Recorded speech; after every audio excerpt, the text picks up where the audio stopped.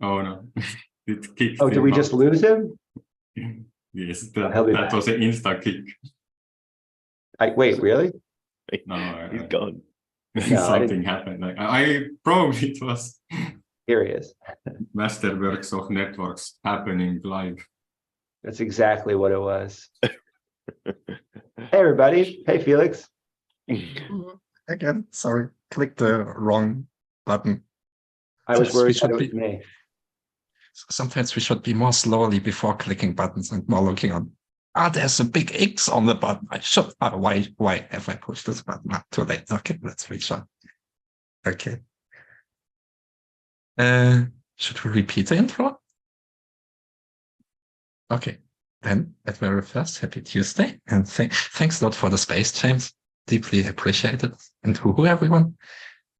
Felix from Swarm, and there's Tibor from Swarm as well, and Andre from the Treasury Guild. And today we speak about tasks and bounties, and about boards and systems and processes behind the whole stuff. And looking back, maybe this is quite important to mention, actually, and really nice that this takes place in Gimbalabs right now, because the whole experience from Swarm through the last year of using bounties.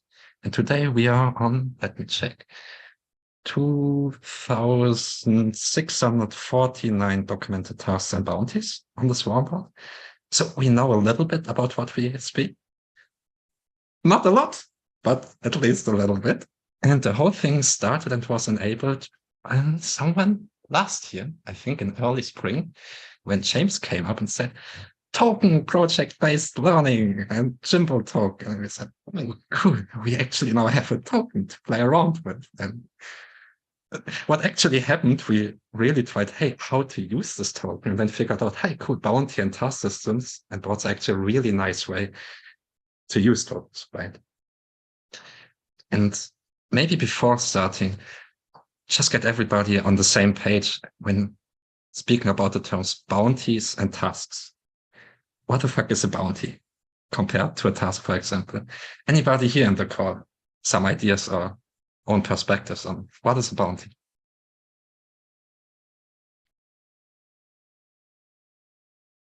Is it more challenging than a task in some way?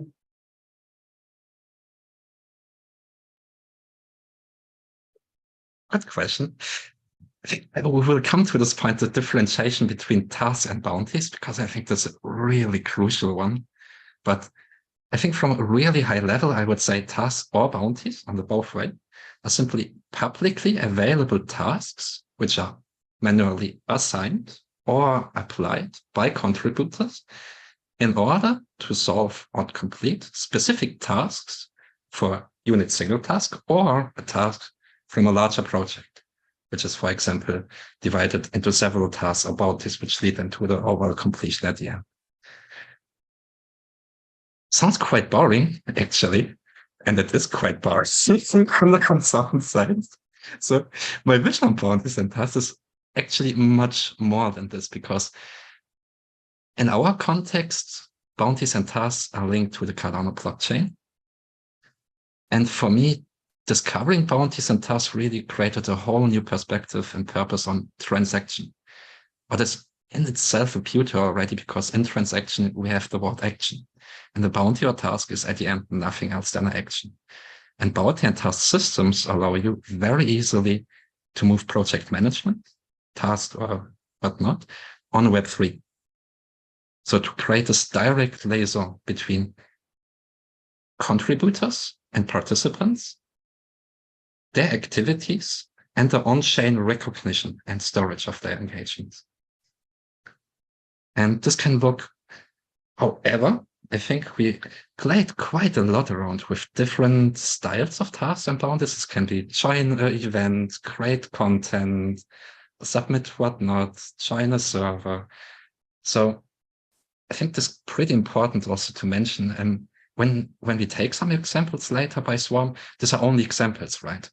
And really important to mention, each project, group, organization which use bounties can use them very, very different and very creative as well. And I think that's one of the biggest challenges when it comes to project using bounties or tasks, at very first figuring out what actually makes sense and what doesn't make sense. I would say, for example, pretty much 30, 40 persons of bounties I created. I figured out later, oh, that's quite a stupid thing, doesn't work.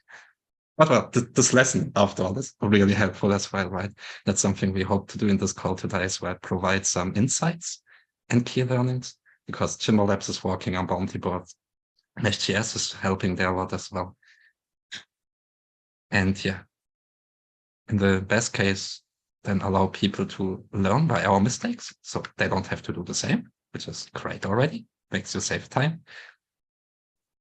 And yeah. And now, what should we do now? I have a Miro board open. I think at some point I will jump in and share a bit of data movement. Nice. Tim, just one important thing to mention. Today, we mainly want to speak about bounties and tasks. Next week, we go into the treasury and accounting system then. So they're highly related, but both of them a whole universe. I thought it might be nice to differentiate them. But Tivo, if you want to go already in transaction metadata and shit, then It kinda, but it's more about the story and how the information moves and what it will look like. So let me share screen. Recently, we highlighted some like information that we actually use. So if I opened it, I can share the Miro button also. So maybe on Tivo, this yes.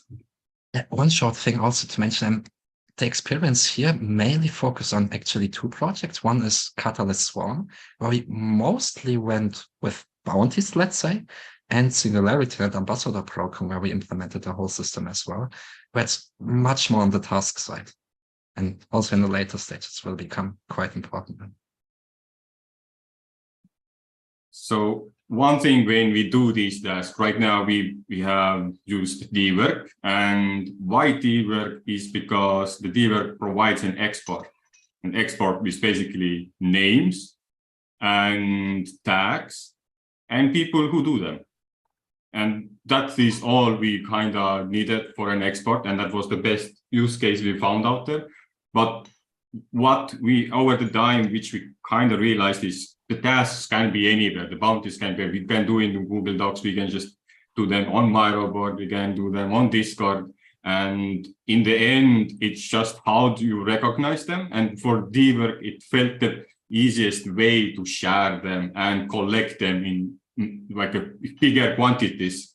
So this is where our experience is right now, but that this is something to share because couples the operations of like if you have a better design of how to do tasks or a specific task or specific projects, then there is always like a collaboration possibility to still like take track of that. So whatever projects you're doing out there, whatever tools you're using, I hope this will inspire you what you actually need to in order to like the basic information. And this Miro board itself includes a bit of ruling, like what happens if default group names. And so we are making new stuff when we create the data. So when we get the information, we also check, is it Catalyst Swarm task or is it Singularity Net task? Or is it something else or like a partner program? So we're differentiating the world and like visioning what it would become in the future. So because we're trying to also bit of do a standard so that others could write their story in a similar way. And then we have comparison and we can be able to actually sync up and see, like basically combine our data and information of what does it take to do a thing and which are doing, and how, and the ways they are basically done in what combinations. So main things we have like these yellow ones are what are coming in, but when we now move to the right, I colored like what we actually record is like group name. So basically which network or brand you are in, task labels. So what type of a thing you're doing, is it, we have like timestamping, which was like first earliest pioneers, which still are ongoing. And the it's still nice because it's like an onboarding method of showing people what's happening, and then it introduces to the stuff. Then, of course, information like a task name is nice to kind of get an idea of what was done, and then tokens, and then wallet address. And basically, that is the only information we store. And if we could go into like everything else, we make up. So yeah, like the task labels, they may come from tags, but wallet names, and then it just ends up in a beautiful like a metadata, which then can be cross-combined with all the people who use the similar standard. And of course, then we have the dashboard. Right now, on the dashboard side, what I was showing was like information what goes to export document, like the Google Excel, basically. But Andre has on his side made it a bit more nicer, which we actually share next week more. So yeah, this is a bit of like how little data you actually need to build the story. But I would say that we are actually struggling. Like there has been different iterations of how do we categorize tasks and bounties and participations so that later it's easier to analyze them. Right now, if you combine all the networks and things we have done, and it's quite a mess, and it takes a lot of job just to look at that and kind of differentiate all of these activities, and it's a bit of a chaos, I would say. So yeah, if there is a room in this call, then maybe even talk a bit about like, should we want to see like skills, and what kind of skills, and what would be the meta tags which are like cross-used. For example, content creation, because somebody always creates the content, documentation. But should we go even more detail, like, oh, this is a video content, this is writing content, and yeah, should there be limits, and this is so that we have these nodes in our head, which builds us the bigger story of what made that project happen, what kind of activities and assets, basically. And when it was success, and then you can look at all the details, and can we reproduce the success by scaling some of that content or some of that documentation.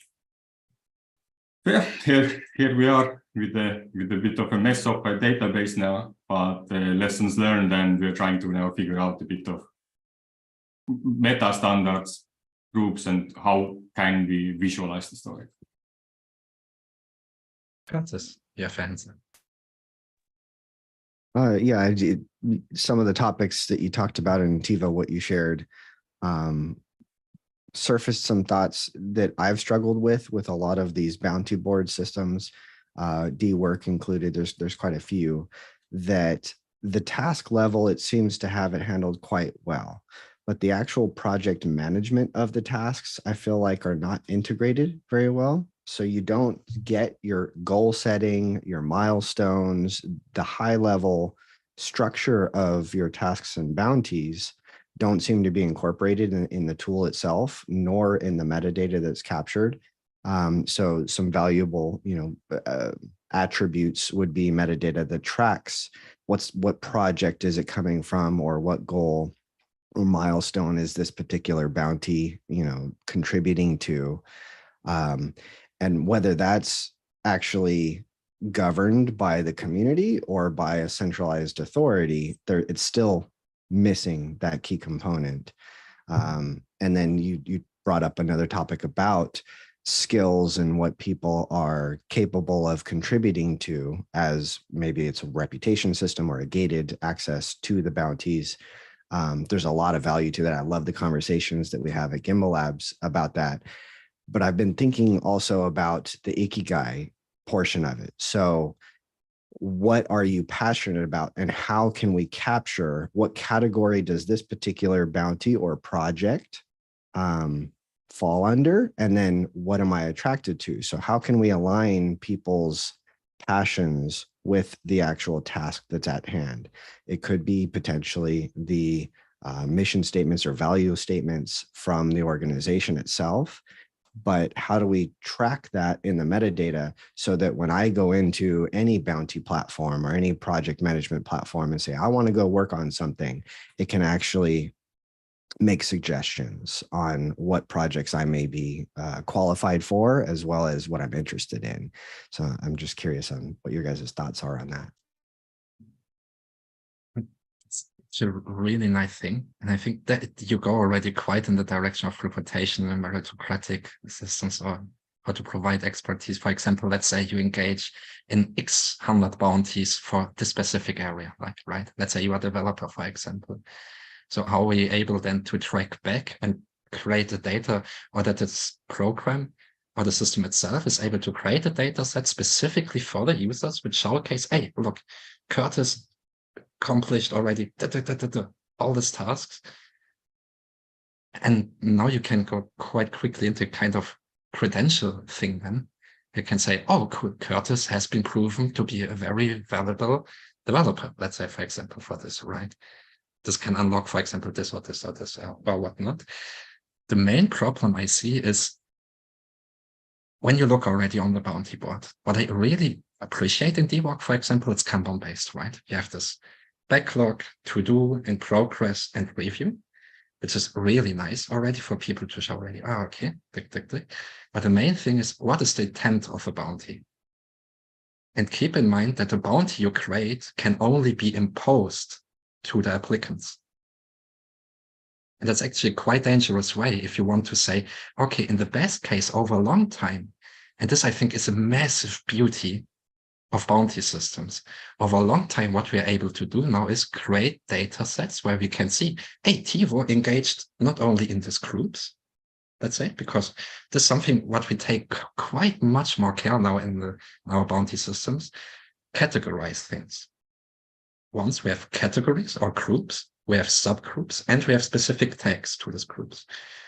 And over a longer time, then we can say, hey, look, Curtis engaged here and here and here and here and here. And maybe the value what you are able to, let's say, bring to your environment is not much developing. Maybe over a time, by analyzing back the data, you can see, wait, Curtis is much more like this and this and that and that. And really see this also much more like, don't be too strong with bounties. I think the main, let's say, that, how is this always called that? They always the envisioned outcome. Oh yeah, fuck it. Stupid envisioned outcomes. The envisioned outcome should never be the envisioned outcome. It should always be the process. And say, okay, I don't want to impose something on you because I'm only able to analyze what I put out to you, right? You can only respond to the tasks which are publicly available, which limits quite a lot. And to say, okay, if I really want to discover the value of a contributor, or not me myself, but rather the contributor itself, then bounty systems become now quite tricky. Because in the best case, and where my thoughts going a lot to right now is, bounties should not be imposed, they should be proposed by the applicants themselves, right? And you don't have one central bounty board, maybe rather saying each contributor has his own bounty board. So it's his own structure, its own design, its own workflow. Because after a certain point, you as an organization, you're not able to catch up with all the bounty managements and only the verification. Once a bounty is in review. For easy bounties, let's say, okay, you can just check and say, okay, great, I moved into it, done. For complex bounties, only the verification and the review, if the bounty is well done, takes at least as much time as accomplishing the bounty itself. So when looking then on scalability, you can't have 1,000 bounty masters who just take care of managing a whatnot 20K community, let's say, for example, right? So you're coming quite fast to your limits. Yeah, but this was a little off topic. But the direction where I want to go is really like bounties and tasks for me are much more like, so sometimes we can see this, I think, ocean biologists or some people sometimes work with this when you have understream currents, for example, for water, they put just a certain liquid with a certain color to visualize, okay, where is the stuff flowing to? Bounties and tokens for me are exactly the same, right? It helps to visualize a little bit, okay, where is value added? What can we contribute? What can we recognize? And bounties and rewards for me, from a philosophic perspective, I would say it's much more than observations, not more. It's not a statement. It's not really recognition. It's much more observation. I see that you do this. And now we want to transform it. Well, we want to add a certain value to it. I think there's a massive problem in the usual structure already. We think and we act. You have the person, you have administration rights, you set up the task because he needs to get the stuff done.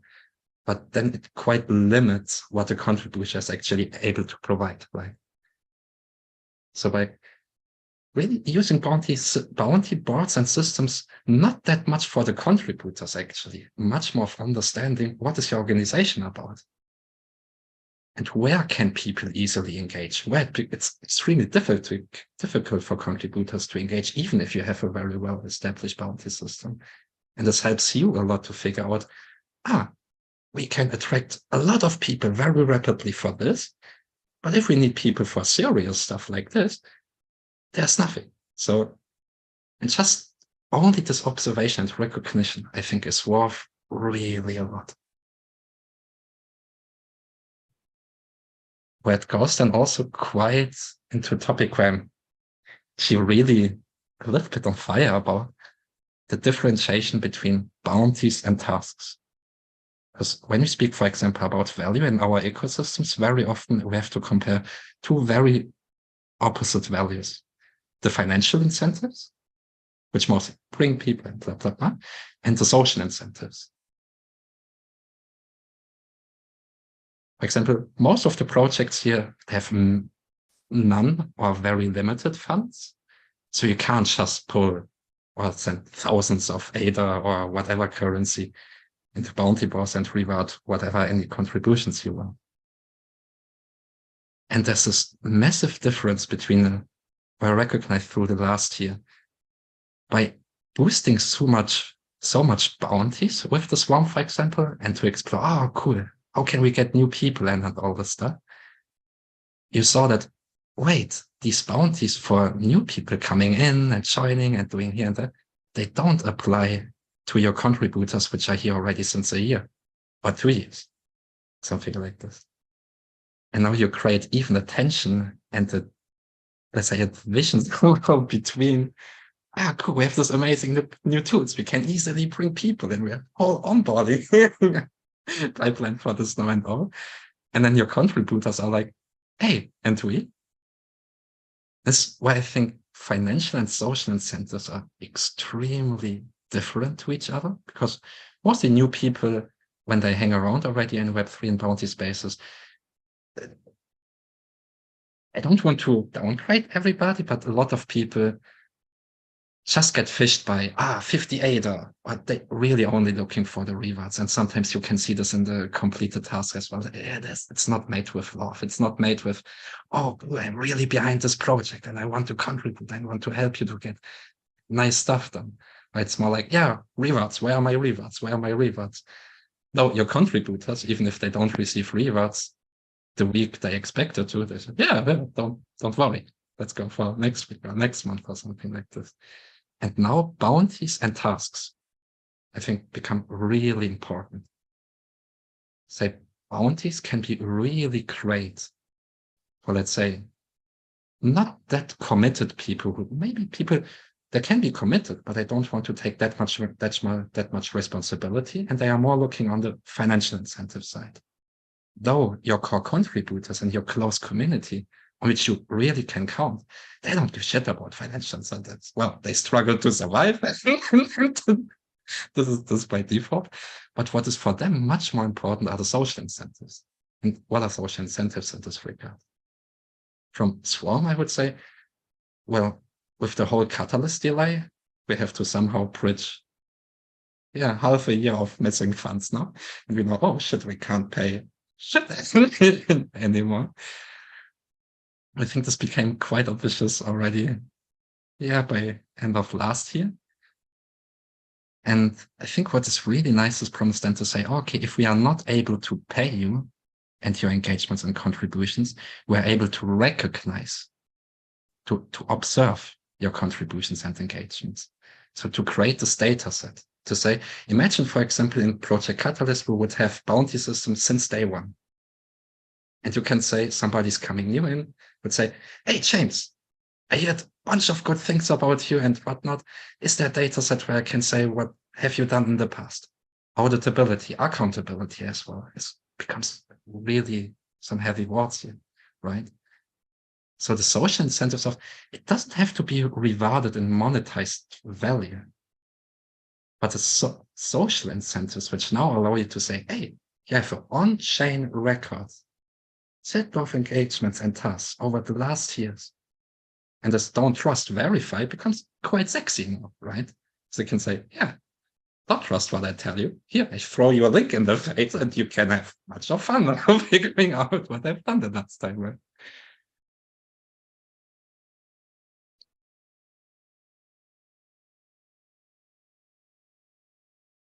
Felix, I was really interested in and challenged by some of the caution you were advising about reputation, because we kind of, I think we throw that term around at Gimbalabs as something that we want to experiment with creating coming out of a learning experience. But then this record of contribution, and I love the distinction that it's for anybody to verify, right? Anybody can look at this record and decide what they want to do with it. I think that's critical. But it feels like there's a thin line between kind of the reputation that maybe we seek to be skeptical of, right? Like this kind of this reputation building, but also and this what I would basically refer to as reputation, right? This summary of experience over time. I think I've been using that term, I guess, interchangeably with reputation. So maybe that's why I'm confused. But like, I wonder how do we seek to make that distinction? I mean, the fact is some people are going to be making contributions in some way for a long time, and that's going to mean something. How do we allow that to mean something while avoiding the pitfalls, I guess, of the reputation warning? No really strong answer on this, because there's something where I would say, also experiment a lot. And I think also at the current situation, I think it's maybe still be a little bit too early also to think seriously about this, because we don't even have yet the data sets on which we can build any meritocratic or reputational models on top of them. For me, right now, it's much more important figuring out a concrete way how we can generate these data sets of tasks and bounties and whatnot. Because even if we would have already a really nice system, I think also this value will change over time, right? And something where we would say now, yeah, your reputation comes by this and this and this. Already in a half year, we'd say, that's obsolete, because the whole structure on how we build the data set changed. Now we are not capturing only this and transform it into data and this and that. Now we are also tapping into this and this and this and this and this. I think input output, right? At very first define what actually do we want to get in? What wants a bounty or task system want to measure? Is it only written code? Is it only joining community events? Is it only this or that? And there are a lot of invisible tasks. And we are humans and we are biased. And when we decide and we give that much value to this, it will be wrong by default. That's 100% sure. And I think it's great being wrong. We are mostly wrong for our whole life. That's nothing bad about. But when it comes now to say that an organization wants to build reputation for individuals, that's a very crucial thing, I think. And we should be very careful in saying, how do we want to build this reputation for individuals? Because it will mean quite a lot then to them, because somehow it generates this avatar somehow around, right? This data set around a specific individual.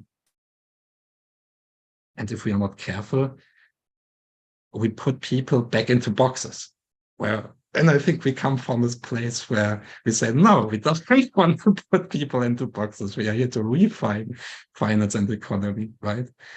And each reputational or meritocratic system has to work somehow on categories and areas. And not putting people in boxes with this, I think is really important. A much more pedagogic aspect of the whole thing, though a very important one, I think.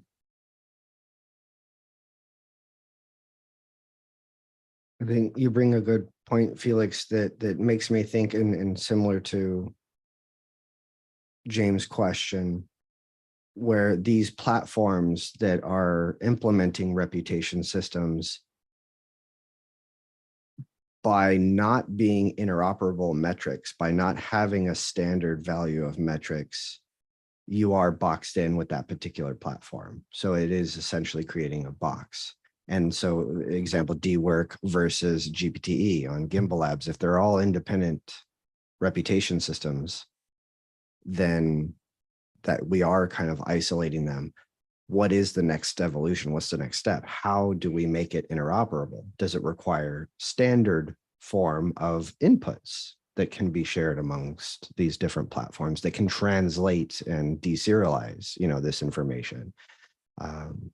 Yeah, sorry, my thoughts are just going.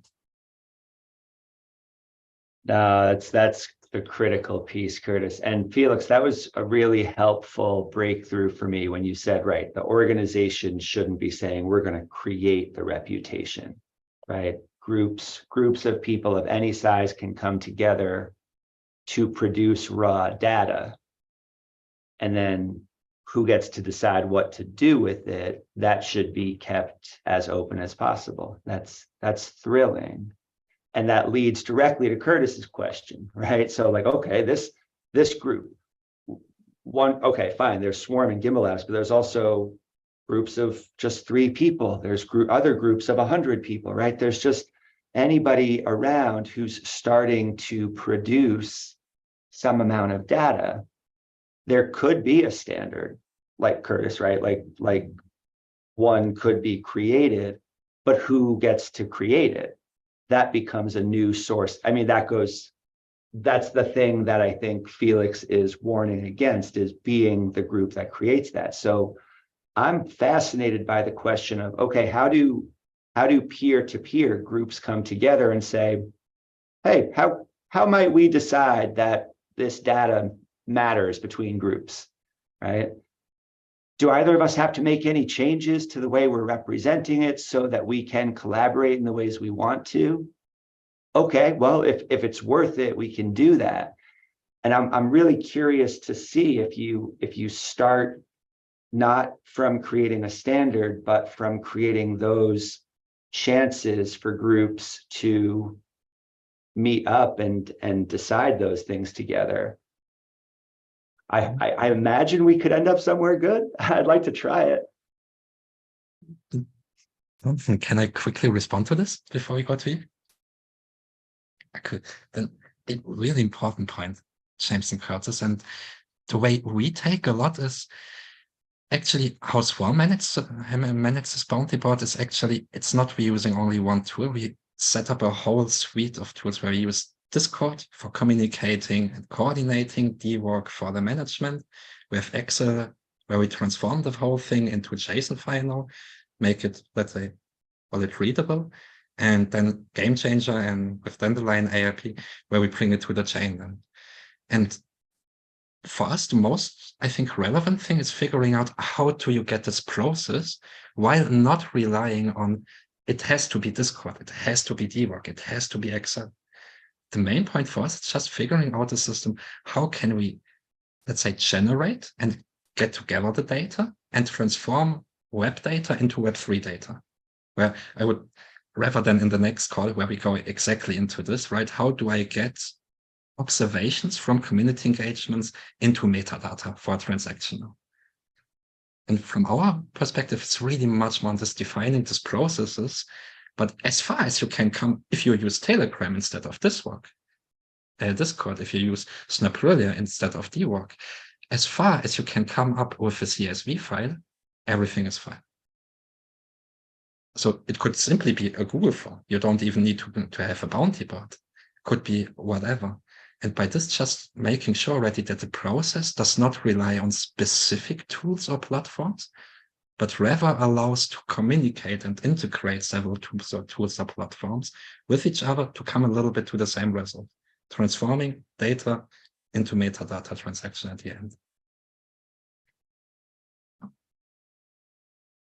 Because yeah, DWork there's no API, no SDK, no open source, no nothing. So waiting a lot for Gimbalabs. They're doing amazing stuff, and yeah. Jonathan. Hi, I was very interested in when you said about the opposites to determining reputation for the individual. There's also a huge capability or a huge potential for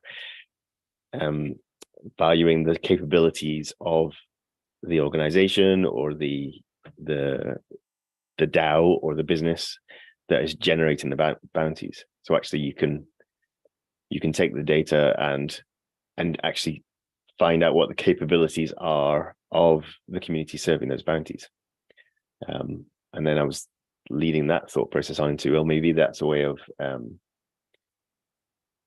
so you're defining the value that can be created, the capabilities that are within a community, and then maybe that's a way of determining the individual value, like the individual's value. So the contributions that someone's making to the overall capabilities that are being output from the bounties. You can maybe attach a figure onto that about, maybe it's going back to the basic income idea where everyone just is rewarded for existing, and then there's a factor of multiplication based on contribution.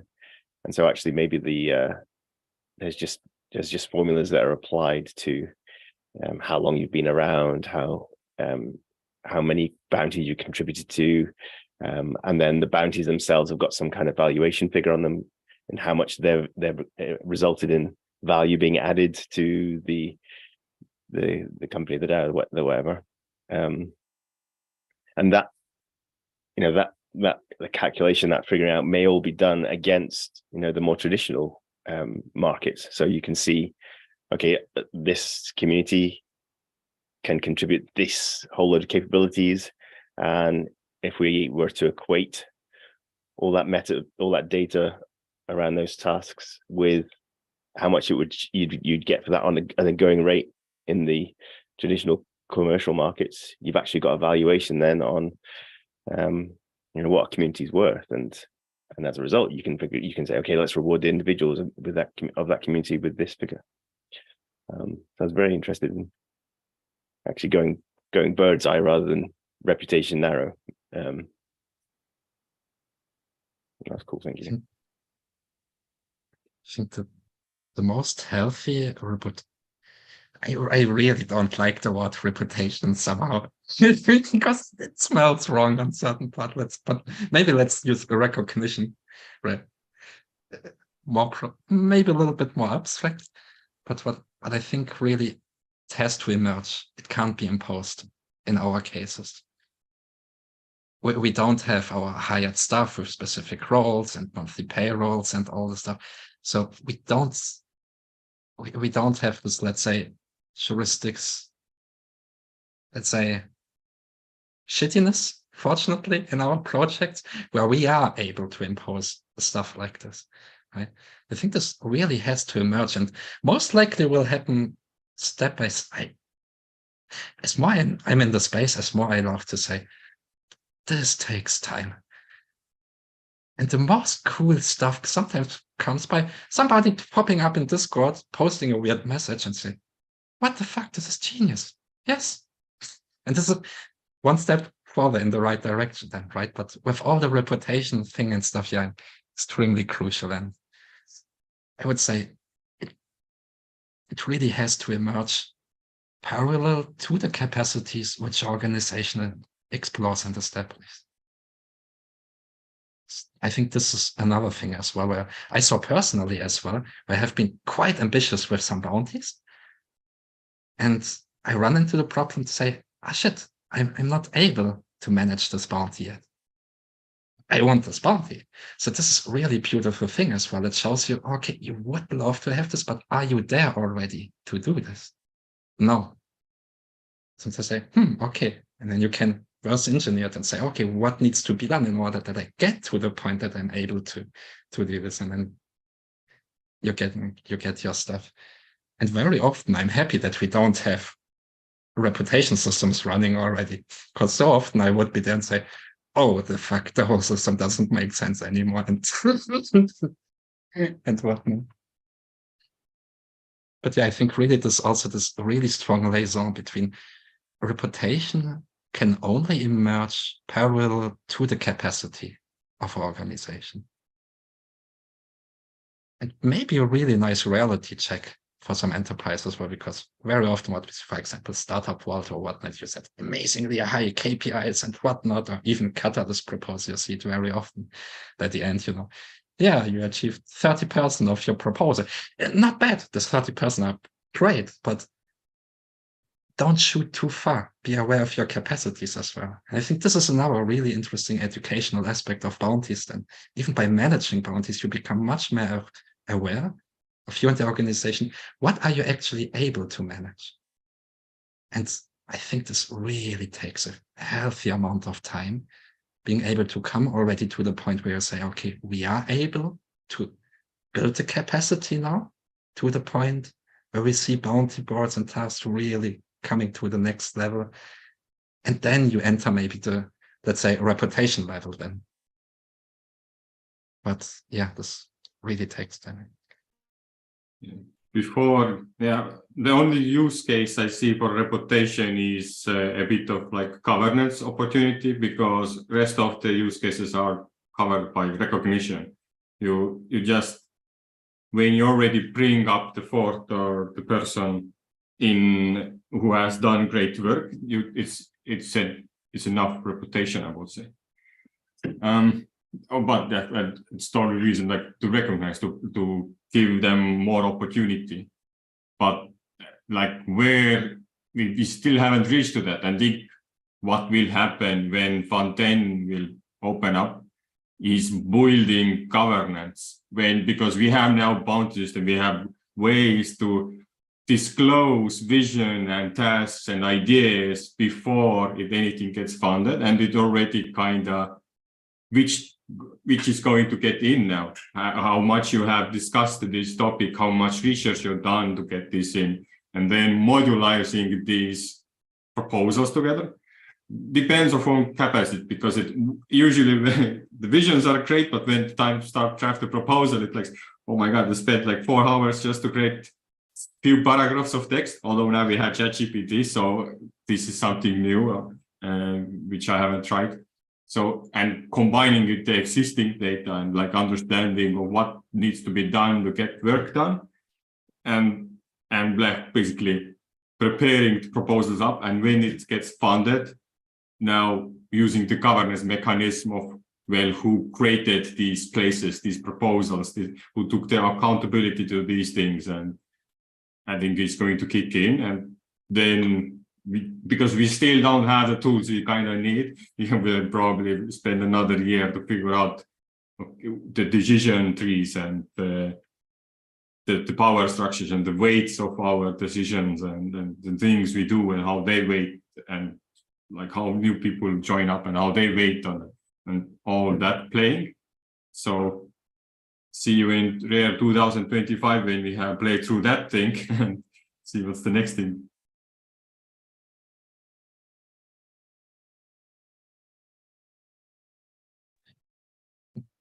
Maybe also because there's something what I wanted to make in the beginning, but I forgot it. Sorry. And now I am here.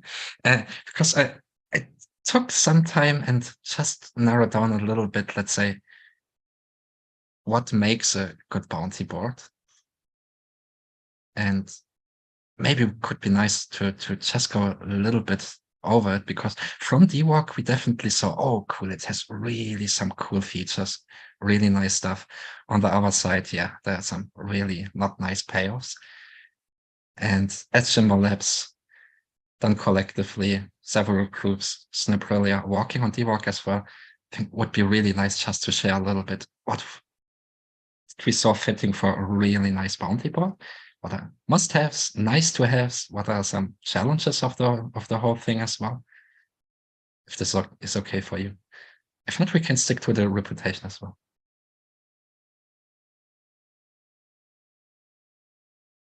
I'd like to hear it. Okay. But let's go through it then. What makes a good bounty board? Well, at the very first, most important thing, I think, it should be open sourced. Just, yeah. What makes so much easier, what we see, for example, with DWalk, so simple integrations or some stuff, I say, oh, cool, this or that, and yeah, there's no API, it's not open source, everything is quite in a dark box, and that's not nice. So I think a nice bounty board is open source, some API access thing and stuff. It's then for sure has an open-minded and friendly development team or contact person behind. So already in the spirit to say, if you have it open source, it would be really nice in the best case if developers come and say, hey, cool, I would love to do this or that, that there are some people who can guide them or facilitate whatever further developments. Then that's mostly something also what we saw from DWalk, reached several times out to them, try to get on a call, start to collaborate, but yeah, it was a quite not so nice experience.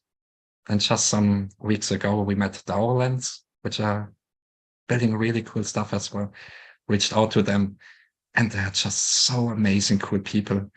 Like that's, yeah, let's collaborate, let's work together, let's have a call and whatnot.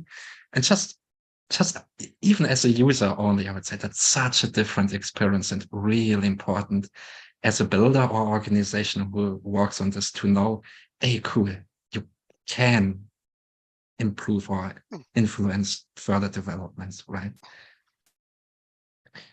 Then, for sure, it should have a nice and cozy UI UX in some regard, because nobody wants to work on platforms who look like whatnot Windows in 1995.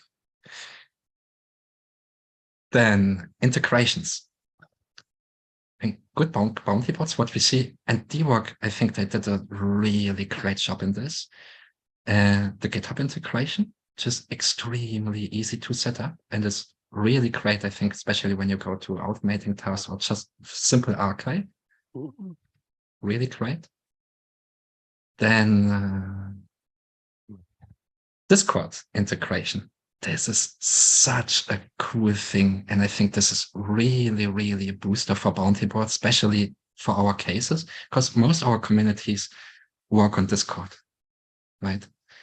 And even when it comes to privacy, like Tivo mentioned on the very beginning, everything what we store from Swarm is the Discord handle and the address. That's all. We have your handle and your address. So when it comes to privacy, it's not up to you as project who hosts the bounties to protect, let's say, your users. It's up to the user themselves. And this can be so easy in this regard. Don't name your Discord handle with your full name, for example. Don't throw an ADA handle with your full name into your wallet. And you made already really nice step on staying anonym and somehow protected already, right? So it doesn't have to be a fully private thing. Then wallet integration, this whole thing as well. Where DWalk, we asked them, hey guys, can you go, because they have a really cool thing, but it's also one of the really nice to-do lists is a community improvement section. Somehow on a bounty board, having a section where the community can come and suggest improvements for the developer team of the bounty board, right? And in DWalk, this is actually really nice. Everybody can come, suggest improvements, can upvote. Yeah, I think only upvote like Reddit a little bit the system. And the highest let's say, voted improvements, they get implemented. We spammed DWOC a little bit with this because we put some suggestions in, spammed in our communities and Catalyst around, said, hey, upvote this. And in some hours, we became most upvoted stuff. And you said, hey, what are you spammers? Like, took us a while to explain, no, we are not spammers. We just have a community who likes voting. But yeah, I think this is a really good way as well to allow the community really much more also, hey, what are they happy about? What would they love to see and whatnot? And yeah, coming back now to the wallet integration. So we asked DWOC, we suggested improvement, Cardano wallet integration. And what they did, they set up a Binance Smart Chain, ADA integration. Well, like, nah, dude, come on. We are not doing this. And this was the moment when we said, yeah, we developed the treasury and accounting system. So actually, thanks a lot, DWOC, by setting up Binance, pushing us away and forcing us developing our own treasury and accounting system. Then that's pretty much, let's say, for high level. Then when we look on the board itself, I think it's really nice to design it in somehow Kanban style, because I think it's a quite natural interface. And always when you think about tools, we always have to think about, just because you have cool tools, let's say, just because you buy yourself the best carpenter tools, which exist now, doesn't mean you will build a house, right? Somebody have to teach you the tools and the material and all the stuff. So I think also creating really simple tools, which are not that complex and which don't overwhelm users, is really easy. And I think a Kanban board, a lot of people used already Trello, Jira, or something in this style. I think this makes a lot of sense as well, also to structure the thing. What would be nice if you have the backlog to do in review and done, is that you could, for example, name your categories or add additional ones as well, so that you can set and really customate. Let's say, okay, I don't want to have this preset of this 5 pre-named categories. I can add 200 more categories and call them however I want, for example, right? Then, categories. Most of these projects we speak about here, let's say, they don't work only on one project, and having only one space to organize all bounties becomes just a fucking mess. So having multiple spaces, each space can represent our own project or our own whatever. And in these spaces, you host the bounties specifically to this project. I think this helps really a lot, both sides. Organizers as participants to also coordinate and figure out, okay, where's the... Then, I forgot one on integrations. As we said already, ADA integration, but what is much cooler is Cardano native assets integration, because that's another thing.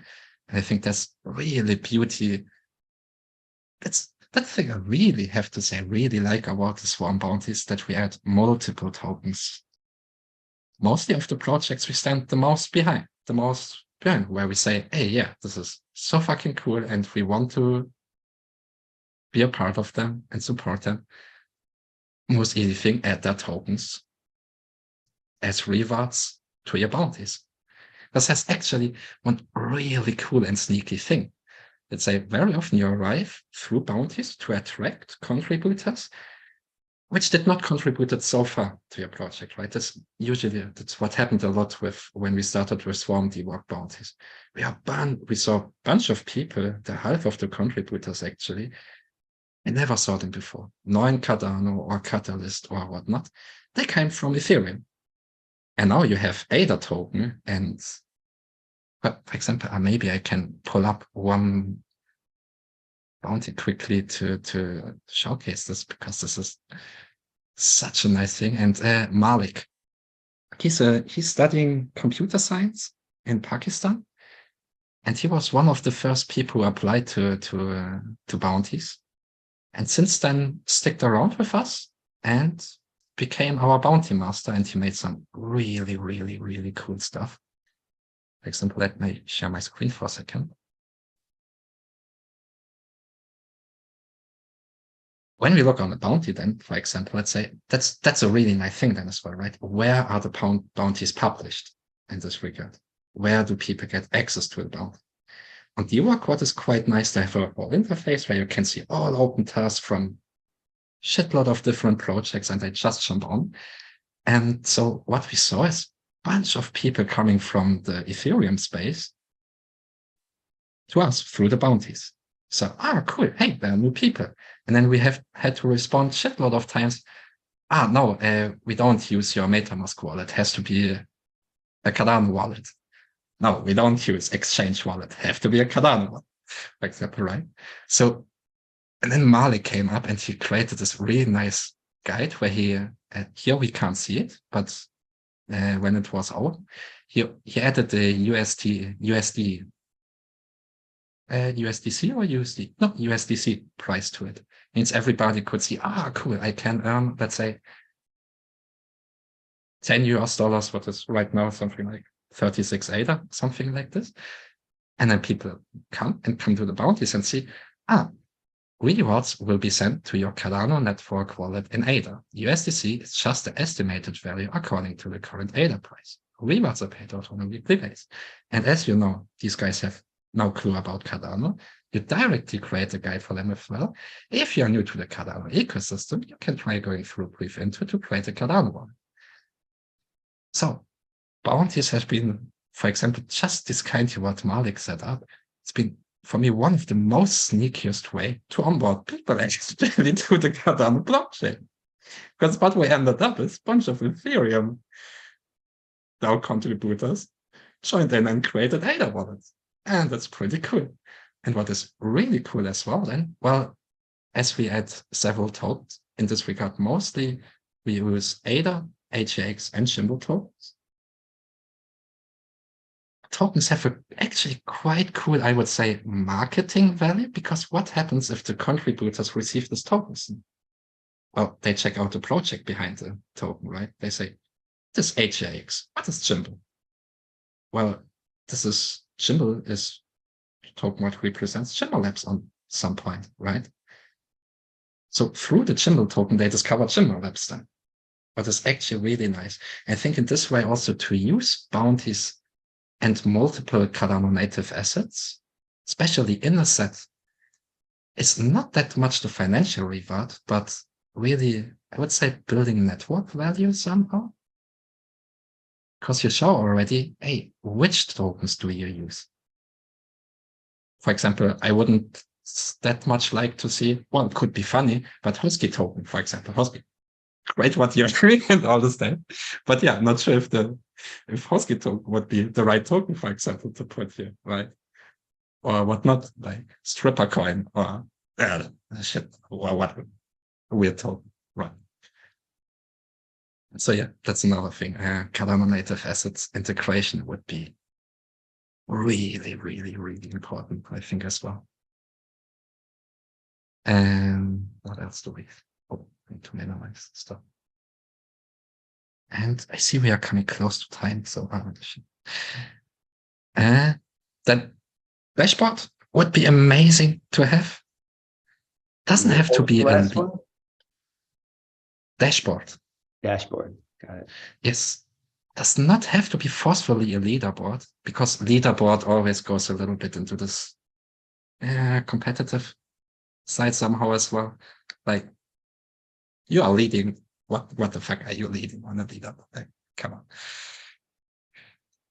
But yeah, dashboard to easily visualize bounty activities and operation on a consumable way. I think this is really great. Once you have set up all the stuff and data is going everywhere, bring it back on a certain point, right? I think helps also a lot with documentation. But then for sure, in the best case, as it's already open sourced and all, always up-to-date user guides and documentation, so that when people come and want to set up, let's say, their own project with your bounty system, yeah, they have a really nice guide, you can walk them through. Mesh.js, for example, they make some really cool guides. Love the stuff there. And then a nice to have would be, for example, then I think DAO is going much into this direction, an integrated voting system as well. Then right? On bounty boards. You can say, hey, a bounty, what the hell is a bounty? A bounty is just a frame, and you can put whatever content in what you want. It can be a whole proposal, for example, right?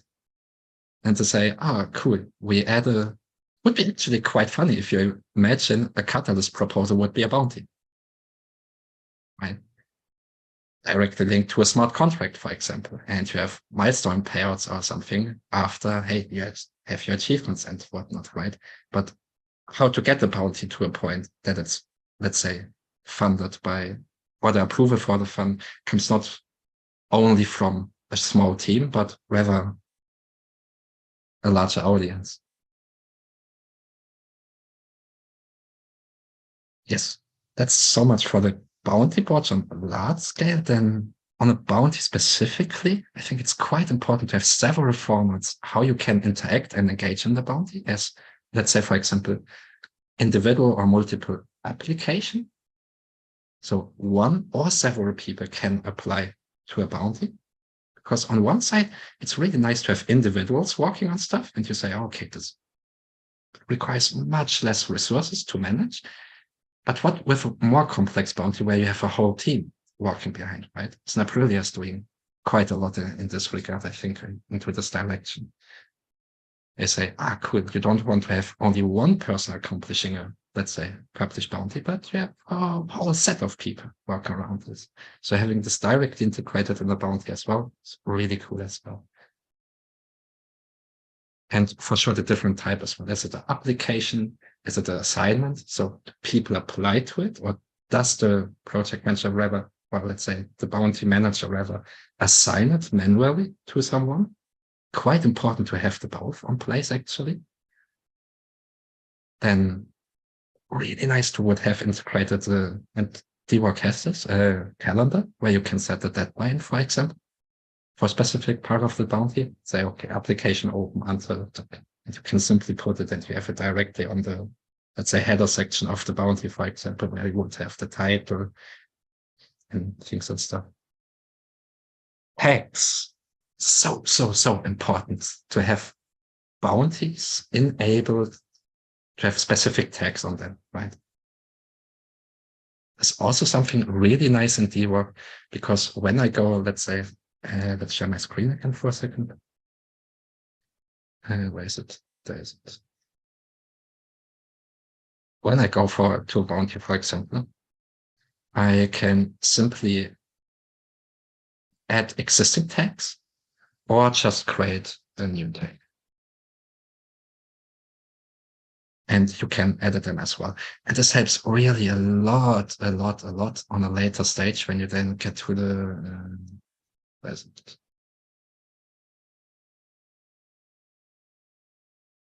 Oh my God, so many tabs. Let me close this. Oh, wait.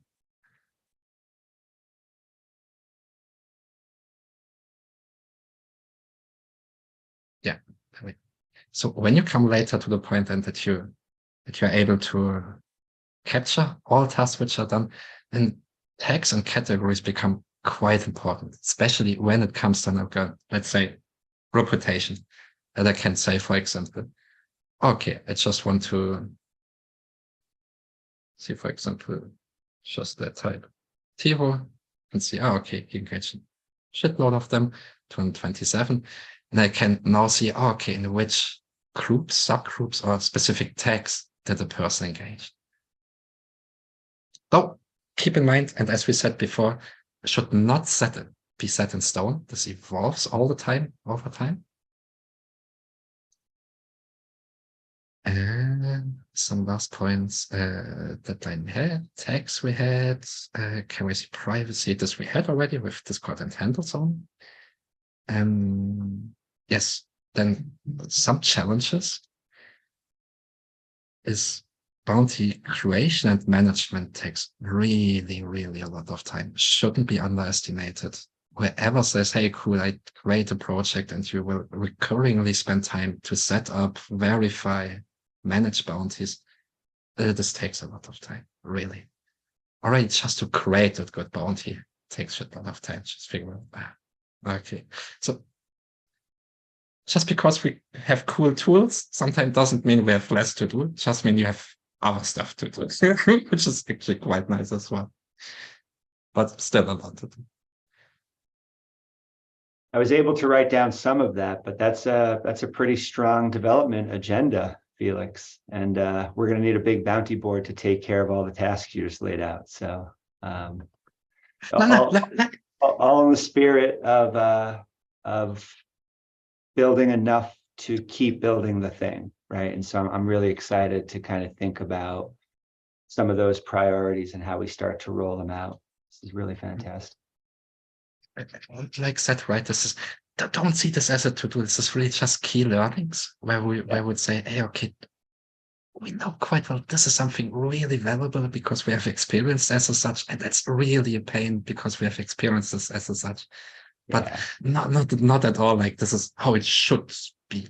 Not at all. No. Yeah, it's very exciting to hear. Thank you. It's really good.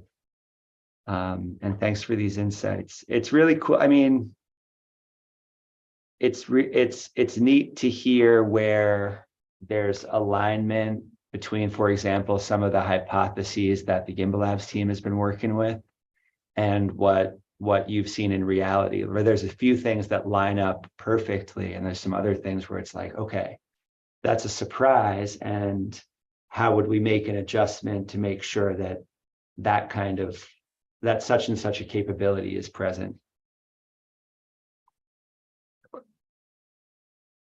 Can you give an example of cases where it was quite different, for example? Yeah, what's here? Hold on, let me go to the notes. Because maybe we should come a little closer with Swarm to Gimbalabs, the bounty development. I'm curious about some of the project management stuff and how much of that to integrate natively to a baseline tool and how much to create a plugin that allows to integrate with an existing project management tool. And it's hard because where the line is between them might be unclear or debatable. So that's kind of interesting. And then also where, just like reputation is a word that maybe you don't love, the word bounty still hits me the wrong way. And what that leads me to, right? So for now, creating opportunities not for people to like take on bounties, but to commit to doing something, to say, I commit to doing this thing, right? But I don't know if commitment covers all use cases. And so it'll be interesting to kind of look at that. But some of the places where there were really strong alignment was, for example, just this need for it to be a nestable structure, right? Is it a commitment to a bite-sized task or project, or is it a commitment that will then need to be, you'll drill down into sub-commitments and et cetera, all the way down. Curtis asked something. There was one comment you actually made in the very beginning that I may need more clarity. You said bounties should be open source, and I'm taking that as public, meaning anybody can pick up a bounty. Is that how you're describing open source? Not the bounty board development. Oh, the board itself. I see. Okay, yes. Got it. Because my thoughts were drifting onto where we're seeing a lot now is if it's completely public, anybody can pick it up. There's a level of context that is needed to be productive on that particular bounty or task or whatever it's titled. And by having an onboarding, and one of the tools that we're hoping to, I've designed into our platform, is that there is an onboarding process, and like to qualify to say this level of bounties or tasks, you must complete this onboarding process.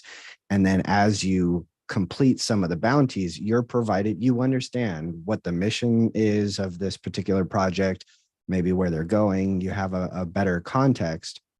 that allows the bounty creator to now produce bounties that don't have that context, with expected prerequisites that you understand what you're here for, what we're here for, what we're doing.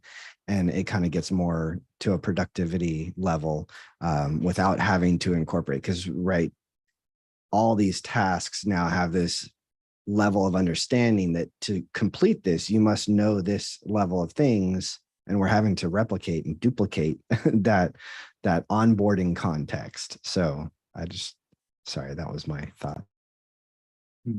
Let's agree on this. One point where I would slightly disagree is, see, I don't give that much importance on what people think they are good in.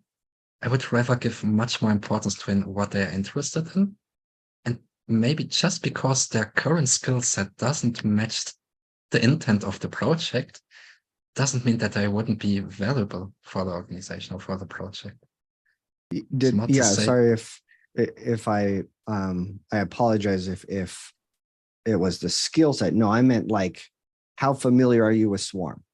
Okay, you're familiar enough, you understand what Swarm is. Okay, then you can, apply for this particular bounty, or you've been around, or you've attended 2 meetings. So, okay, now since you've attended 2 meetings, you can now open up this whole new section of bounties available to you. Not necessarily the skill that you bring, just the general context and understanding of what this bounty requires.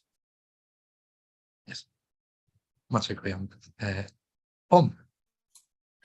Hey, that also sort of seems to imply another category of participant, somebody who's interested to learn and available to be a fly on the wall, watch the pair coding go on and stuff like that. Learner status might be on the way to even sort of an apprenticeship thing too. But I personally would have gained a lot from watching other people code and just seeing how it all goes together. So there's and some projects you may not want somebody sitting as a fly on the wall, but others you may be encouraging of it. So I think that opens up a very interesting social dynamic of giving and sharing too.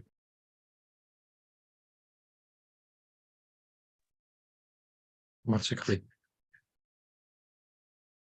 Oh, and when I counter Curtis or it's not at all that I counter against you or something. I just some reactions of your thoughts, like, I think you're really, really right there, I think. But I think everybody is a learner, and we shouldn't differentiate people just because they are new in the ecosystem as a learner, while those who are around since 2 years are hopefully as much learners as the people who come in just the very first second. I think that even bounties can play a quite interesting role also in education. But much agree, I think, in the sense where you both are going to is to have, and this is what we try with SingularityNet right now as well, to have an onboarding bounty, right? You first need to do this, but it's not so much of getting familiar with the project. It's much more getting familiar with the platform you aim to use for the run, right? I was envisioning a scenario where somebody would see a bounty they think is interesting, involving a technology they're curious about, but they know they don't have the skills to take account for that bounty and choose it, so to speak. But to be able to wait to be notified when someone else does choose it and accepts the bounty that has a watcher attached to it. It involves a bit more complication with some schedules maybe, or being willing to deal with that interference and questions. But some people might want to give back in that way. So a watcher status, maybe not learner, but a watcher status. So you're not taking the bounty, but you want to be part of it. Yeah. That's what it's. And we got 3 minutes left before we got to wrap. And we do have to stop promptly because we have to transition to Plutus PBL planning time. However, where there's going to be breakout rooms at PBL planning. So if anybody wants to just stay on and keep any bounty conversations going, feel free. Ken. When you're talking about a bounty, you're talking about something that someone has already set aside as work that needs to be done. And so you're talking about people who are picking up a task that someone else defined. And I think another category of work is what people are already working on. And so just one thing I wanted to throw in was maybe besides just having a bounty system, you could have some sort of subscription model that ties into what Am was saying too, like where you can subscribe to a body of work or some category of tasks or what one person is working on or something, and that could be a useful form of monetizing work too. Like if you have a subscription model, something like YouTube or Twitch or something, where there's things that you can get for having like a paid subscription or something to someone's body of work. That's just an idea that could possibly work together with the idea of bounties.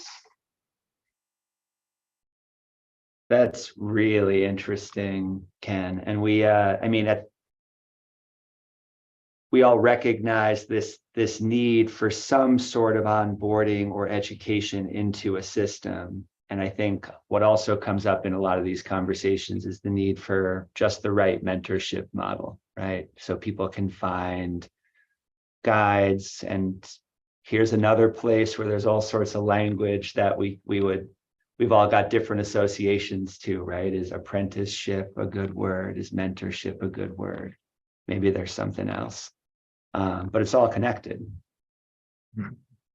And maybe also looking at this, and for a very personal vision I would have on bounty bosses, you don't have bounty managers, you don't have project managers.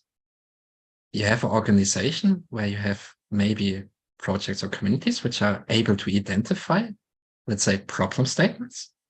And you can say, hey, we need to get this done. Mm-hmm. And you don't assign bounties. People can actually submit their own bounties and to say, hey, this is how I can fix your problem. And you have really a process where bounty managers, let's say, or creators, or bounty masters, or however you want to call it, become much more facilitators, right? And the bounty board becomes much more environment where top down is only, let's say, the verification to make sure, oh, okay, is this done? Yeah. Because somehow you need accountability, but further, their job is only facilitate the contributors, and they don't even create the actual bounties. Bounties could be, for example, start to play around with first bounty somehow last year, but didn't really play it out. Like a bounty, create your own bounty. Like, what the fuck happens if anybody can just come submit their own bounty and say, hey, I want to be rewarded for this?